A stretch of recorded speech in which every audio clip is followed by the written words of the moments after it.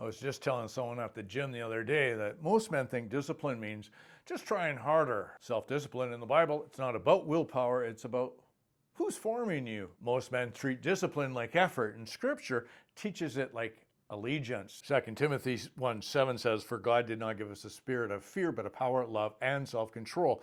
Paul's writing to Timothy, a younger man, a leader under pressure. He's not lazy, not rebellious, he's just unsettled. And Paul doesn't tell him just to push harder. He reminds him what he's already been given. He's been given power, love, and self-control. Now, Proverbs 25:28 says, "A man that's without self-control is like a city that's been broken into and then left without any walls." In that ancient world, walls were protection. No walls just meant exposure. No defense, no structure. And Scripture doesn't define discipline as a personality. It frames it as protection. And Hebrews 12:11 says, "For the moment, all discipline seems painful rather than pleasant, but later it yields the peaceful fruit of righteousness for those that have been trained by it." Notice that phrase, trained by it. You see, discipline, it's not punishment. It is formation. And here's what most men miss. Self-discipline, in Scripture, it's not self-manufactured. Galatians 5 reminds us that self-control is the fruit of the Spirit, not fruit of personality, not the fruit of intensity, fruit of the Spirit. That means discipline, it grows out of identity. And Romans 6 says, "You are slaves of the one whom you obey." You are always being formed by something. If your habits are scattered, something else is ruling you. In the Bible, it does not, first ask, are you disciplined? It asks, who's shaping you? And that's a totally different question.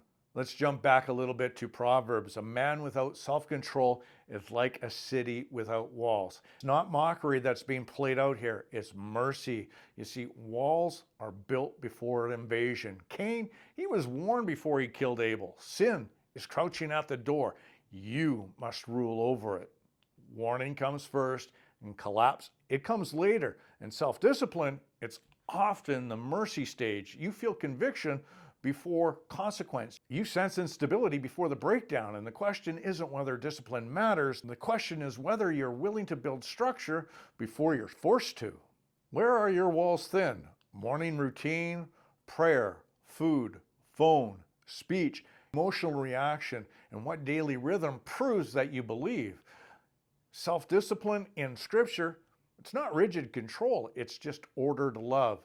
Augustine said sin is disordered love, and that means the issue isn't desire, it's direction, comfort, approval, escape, attention. When those sit on the throne, discipline, it totally collapses. You weren't designed to be ruled by impulse. You were designed to be steady, and steadiness, it's trained, it's never assumed. And Hebrews says God disciplines those he loves. Correction, not rejection. Training, not abandonment. So if you feel the resistance in this conversation, that may not be condemnation. It might be an invitation. And the Spirit produces self-control, but you still have to build habits. You still have to wake up when you said you would. Open Scripture when you don't even feel like it, and then shut down what feeds that wrong appetite, and then repeat it tomorrow. Not to prove yourself, but just because you belong to Christ. And belonging, it produces structure.